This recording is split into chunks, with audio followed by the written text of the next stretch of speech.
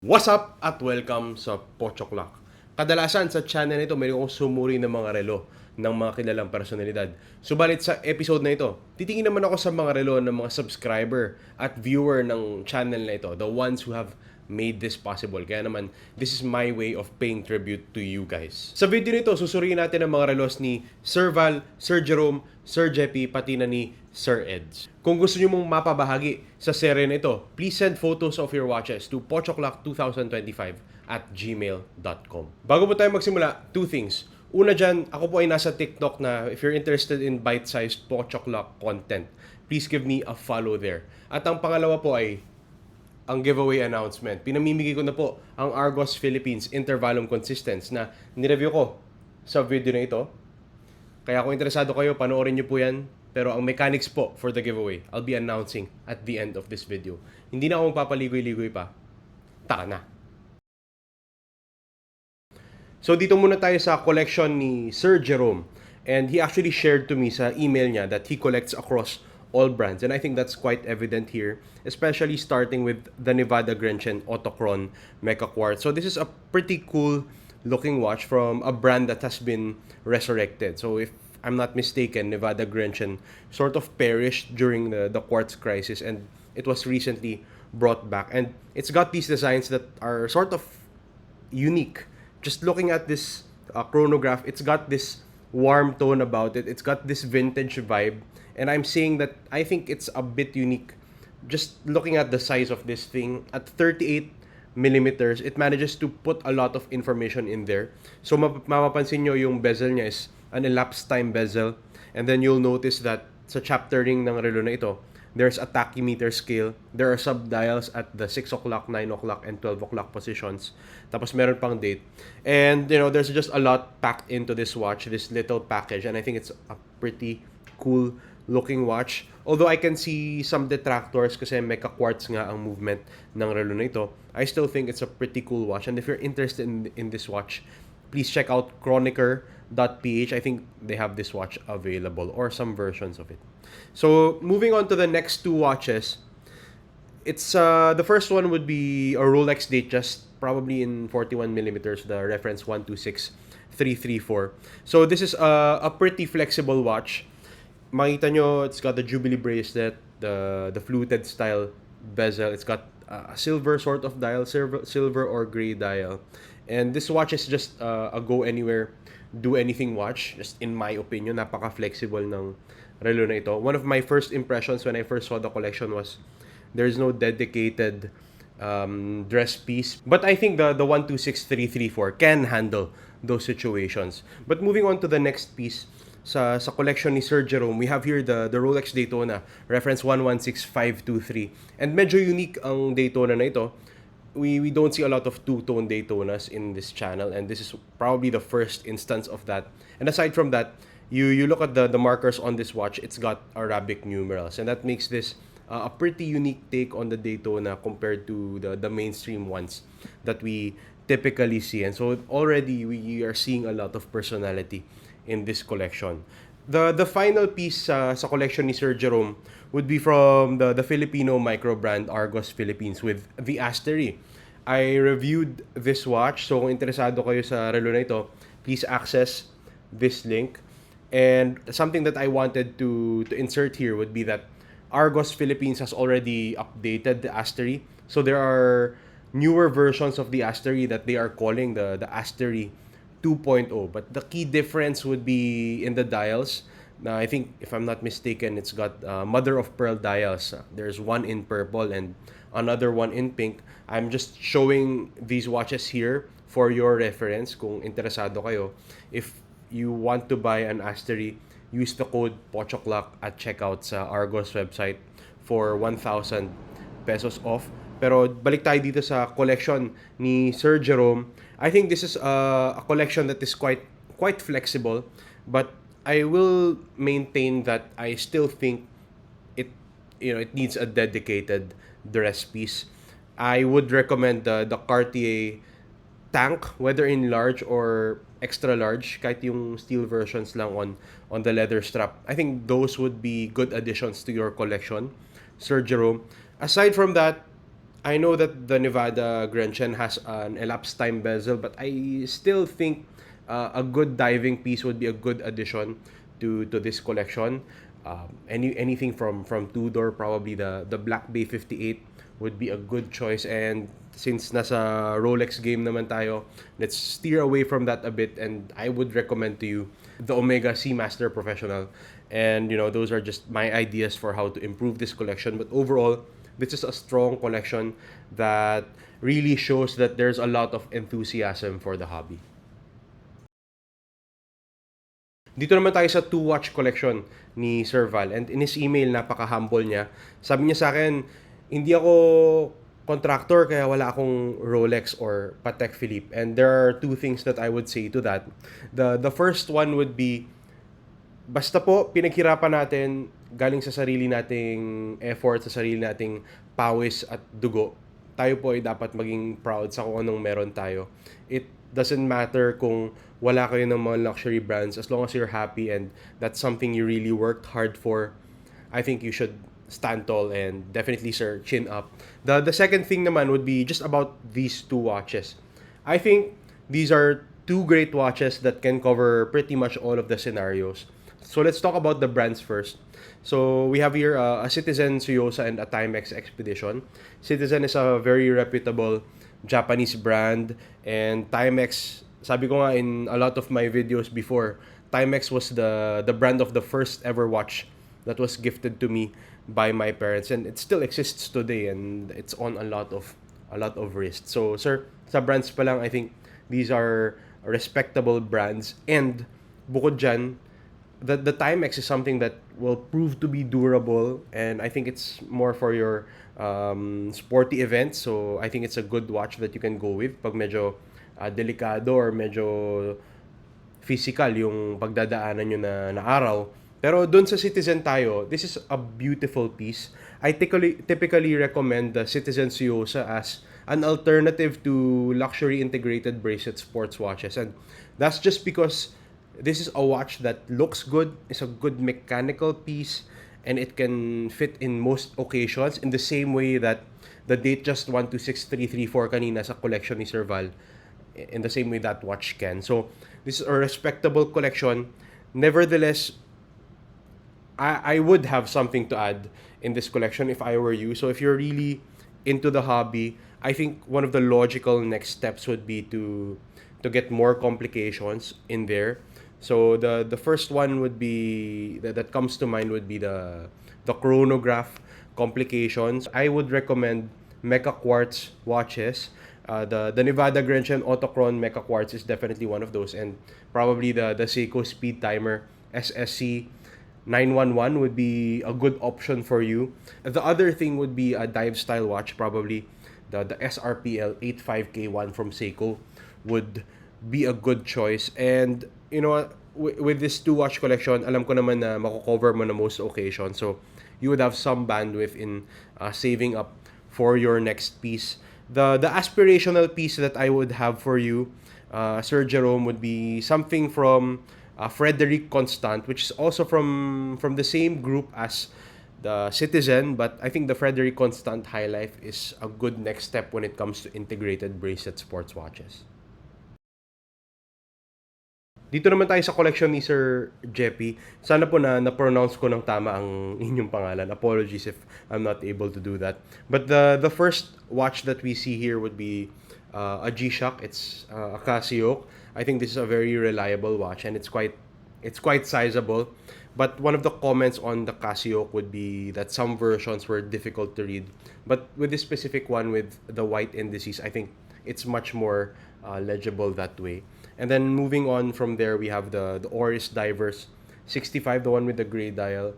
There are earlier versions of this watch with the date complication at the 6 o'clock position. But here we see a time-only version, and it's got this gray dial. And I think this is a good looking piece. Tapos punta naman tayo sa number 3, the third watch from the left. You'll see it kind of looks like a Cartier tank, but it's actually a Longines Dolce Vita. But the thing that I noticed here immediately would be the size, especially in comparison to the next watches that we'll see. We also see here an Omega Speedmaster date with sub-dials at the 6, 9, and 12 o'clock positions. And you'll see the date at the 3 o'clock position. Kaya Speedmaster date. What's interesting about this watch, again, its size at 39 millimeters. I think it's the perfect size. Pero in comparison to the Dolce Vita, medyo maliit siyang tingnan. And then we move further to the right and we see here the Tudor Black Bay 58, a legendary watch, and this watch line, the Black Bay 58, has done wonders for Tudor overall as a brand. So that's actually a great choice. But for me, the best watch in this collection, just looking at them individually, would be the Grand Seiko Snowflake, the SBGA 211, if I'm not mistaken about the reference number. I really love the texture on this dial, and I love the finishing. Although I'm not a fan of the titanium material, I would have preferred it if it was in steel. And also the size, I think this is a big watch at 41 millimeters. I would love it a bit more if it was at 39 or 38 millimeters. So looking at this collection overall, just when you think about whether all of the bases are covered, they are. We have here a beater watch in the Casio. We have dive watches in the Tudor and the Oris. We have a dress watch. We have a chronograph. And there are some ways that I can think of improving this collection. The logical next step, of course, would be just to add more watches to this collection. If I were to add a watch here, it would probably be a watch with the GMT complication and a brand that is not present here. So see Sir Jeppy in his collection, he already has luxury brands like Grand Seiko and Omega, and to a certain extent Tudor. And so I think if he wants to take it to the next level, he would probably go for a Rolex GMT Master 2. Of course, I do know that it's multiples more than the watches here, but some more reasonably priced ones na Green Arrow version, for example, would be a good addition to this collection. And if I'm going to improve this collection, the other way would be not to add a piece, but to sort of rationalize the sizing of the watches here. Actually, sinabi sa akin ni Sir Jeppy sa email niya na he's in the middle of rethinking his collection. And one of the ways to rethink this collection, in my opinion, would be the consistencies of the size. So, for me naman, acceptable na the Casio is more sizable than the rest. But there are pieces here that I think are too big, katulad ng Longines Dolce Vita. It would probably work better if it were the smaller version of the watch. And I look at the Grand Seiko Snowflake. Sabi ko nga kanina, individually lang, I think this is the best watch here. But I think it seems out of place, especially with this watch na parang all dial siya. It's got a 41mm case. Pero pag tiningnan mo yung Black Bay 58, 39mm case yan na may bezel. Omega as well, 39mm. The Oris is 40mm. And just overall, the Grand Seiko seems a bit too big for this collection. I would replace this with the 62 GS cases na 38mm ang sizing. There's one in green and another one in pink, pero very light yung kulay nila. But overall, this is a collection that covers all bases, but I think sizing-wise, it does need a bit of revisiting, which is something that I think ginagawa naman ni Sir Jeppy ngayon. For the last collection that we'll take a look at today, ito po ay kay Sir Eds. Ngayon, ang pinakauna dito na makikita natin from the top left corner would be the Casio. Another Casio, the G-Shock 5600 series. We see here, and this is a pretty iconic, good watch. Kaya, there's nothing for me to say about this watch. It's a good beater, and it will last you pretty much a lifetime. Going to the next watch, we see the Hamilton Khaki Field Mechanical, albeit with the date. So I love the color scheme here with the green dial and the green strap that it's paired with. Kaya lang, with this one, I'm not really a fan of the date. So that's something I would change with the watch. Pero still, overall, it's a good mechanical piece. We then move to the third watch here that we see, the Certina DS PH200. And This is a pretty good looking watch. It's pretty sizable though, as you can probably see here. But it's one of the newer releases from Certina. Certina is also part of the Swatch group, and it's got the Powermatic 80 movement here, which is named so because of the power reserve of 80 hours. So this is a pretty good watch, although ako medyo nalalakyan ako, so I would not personally go after this watch. Doon naman tayo sa pang-apat na relo. Sa second row na tayo. We have here the Orient Day-Date President. And I typically say on this channel, I'm not really a fan of direct homages, and this one sort of homages the Rolex date just quite obviously with that two-tone look. And it's got gems on the dial as well. It's got the date complication and the day complication. But sabi kasi ni Sir Eds sa email niya, it gave me the impression that he's an engineer, so there's not really a use case for these types of watches. I thought baka kaya lang to nandito because just for the rare occasion that he needs a dressy watch, this would be his go-to. And you really see that in this collection. There's a lot of focus on watches that can be used in an active lifestyle, in a more out and about lifestyle. Let's move on to the next watch, which is a Longines Hydro Conquest. So the Longines Hydro Conquest is an interesting watch for myself. It was one of the watches that I considered early in my watch collecting journey, but what really put me off was the style of the hour hand, the size, as well as the use of the markers. Hindi ako masyadong fan ng paggamit niya ng malalaking Arabic numerals sa watch na ito. But what's good about this watch is that it's got red accents, and I think that's a nice touch. The last watch that we see here is a Seiko SNZH 53. This is a pretty good looking watch. I've owned a variant of this watch before, the SNZH 55, which I disposed kasi nung binili ko siya. It was second hand and ang dami ng gasgas, and those scratches were not really mine. So I did not feel my own story was attached to that watch, kaya eventually dinispose ko siya. So the SNZH 53 is a design that I really like. Kaya ako to nagustuhan because of how it resembles the Blancpain 50 Fathoms, which was the very first commercially available dive watch.